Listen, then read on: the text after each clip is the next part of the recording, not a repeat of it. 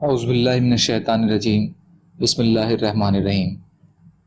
حیات الصحابہ حصہ اول۔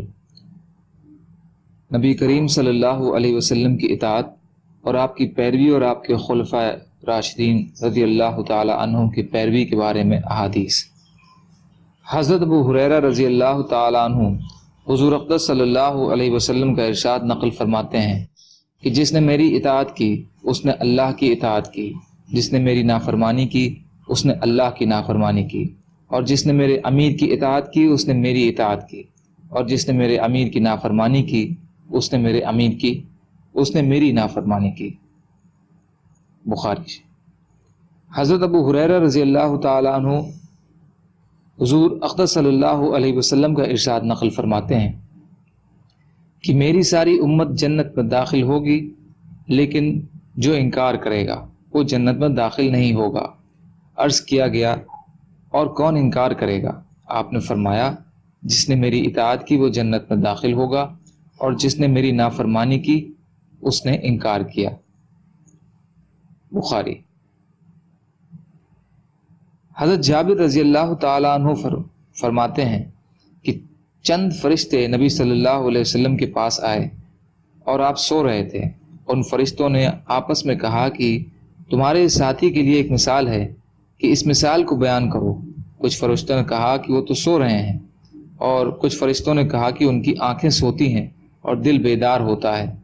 تو فرشتوں نے کہا کہ ان کی مثال اس آدمی جیسی ہے کہ جس نے ایک گھر بنایا اور اس گھر میں کھانے کی ایک دعوت کا انتظام کیا اور ایک بلانے والے کو بھیجا، تو جس نے اس بلانے والے کی بات مانی وہ گھر میں داخل ہوا اور اس دعوت میں سے کھایا، اور جس نے اس بلانے والے کی بات نہیں مانی نہ وہ گھر میں داخل ہوا اور نہ اس میں دعوت میں کھایا۔ پھر فرشتوں نے کہا کہ اس مثال کا مطلب ان کے سامنے بیان کرو تاکہ یہ سمجھ جائیں۔ اس پر کچھ فرشتوں نے کہا کہ یہ تو سو رہے ہیں، اور کچھ نے کہا کہ ان کی آنکھیں سوتی ہیں، دل جاگتا رہتا ہے۔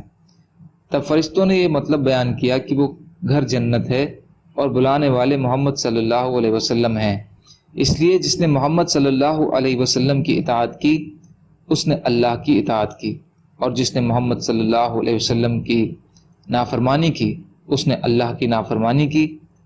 اور محمد صلی اللہ علیہ وسلم کی وجہ سے لوگوں کی دو قسمیں ہو گئیں، جس نے آپ کی مانی اس نے اللہ کی مانی اور جنت میں جائے گا، اور جس نے آپ کی نہ مانی اس نے اللہ کی نہ مانی اور وہ جنت میں نہیں جائے گا۔ بخاری اور مشکات۔ حضرت ابو موسیٰ اشعری رضی اللہ تعالیٰ عنہ حضور صلی اللہ علیہ وسلم کا ارشاد نقل فرماتے ہیں کہ میری اور اس دین کی مثال جس کو دے کر اللہ تعالیٰ نے مجھے بھیجا ہے اس آدمی جیسی ہے جو اپنی قوم کے پاس آیا اور کہا، اے میری قوم، میں نے اپنی آنکھوں سے دشمن کے بڑے لشکر کو تمہاری طرف آتے ہوئے دیکھا ہے، میں تم کو بے غرض ہو کر ڈرا رہا ہوں، اس لیے یہاں سے بھاگنے میں جلدی کرو۔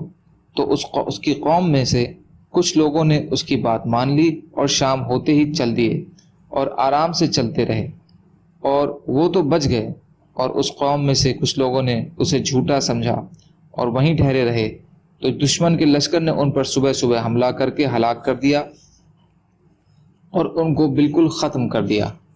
یہ مثال ہے ان لوگوں کی جنہوں نے میری بات مانی اور جو دین حق میں لے کر آیا اس پر عمل کیا، اور ان لوگوں کی جنہوں نے میری نافرمانی کی اور جو دین حق لے کر میں آیا اس کو جھٹلایا۔ بخاری اور مسلم۔ حضرت ابو عبداللہ بن عمرو رضی اللہ تعالیٰ عنہ حضور صلی اللہ علیہ وسلم کا ارشاد نقل فرماتے ہیں کہ جو کچھ بنی اسرائیل پر آیا وہ سب کچھ میری امت پر ضرور آئے گا، اور دونوں بہت ملتے جلتے ہوں گے، جیسے کہ دونوں جوتے ایک دوسرے کے برابر کیے جاتے ہیں، یہاں تک کہ اگر بنی اسرائیل میں سے کسی نے اپنی ماں کے ساتھ کلم کلا زنا کیا ہوگا تو میری امت میں بھی ایسا شخص ہوگا جو اس کام کو کرے گا، اور بنی اسرائیل 72 فرقوں میں تقسیم ہو گئے تھے، میری امت 73 فرقوں میں تقسیم ہو جائے گی، اور ایک فرقہ کے علاوہ باقی تمام فرقے جہنم میں جائیں گے۔ صحابہ رضی اللہ تعالی عنہم نے عرض کیا، یا رسول اللہ، ایک فرقہ کون سا ہوگا؟ آپ نے فرمایا، جو اس راستے پر چلے جس پر میں اور میرے صحابہ رضی اللہ تعالی عنہم ہیں۔ ترمذی۔ حضرت ارباز بن ساریہ رضی اللہ تعالیٰ عنہ فرماتے ہیں کہ ایک دن حضور صلی اللہ علیہ وسلم نے ہمیں نماز پڑھائی اور پھر اپنے نورانی چہرے کے ساتھ ہم لوگوں کی طرف متوجہ ہو کر ایسا مؤثر واعظ بیان فرمایا کہ جس سے آنکھوں سے آنسو جاری ہو گئے اور دل کانپ گئے۔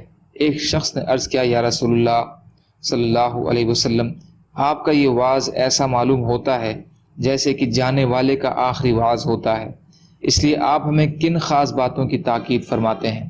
آپ نے فرمایا، میں تمہیں اس بات کی وصیت کرتا ہوں کہ اللہ سے ڈرو اور امیر کی بات سنو اور مانو، چاہے وہ حبشی غلام ہی کیوں نہ ہو۔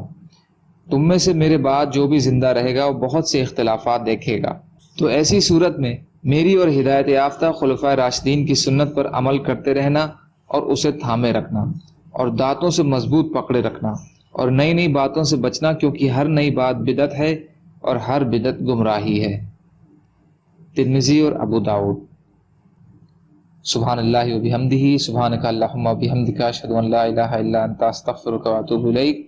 سبحانک رب العزۃ عما یصفون وسلام علی المرسلین والحمد للہ رب العالمین برحمتک یا ارحم الراحمین۔ لا الہ الا اللہ محمد الرسول اللہ۔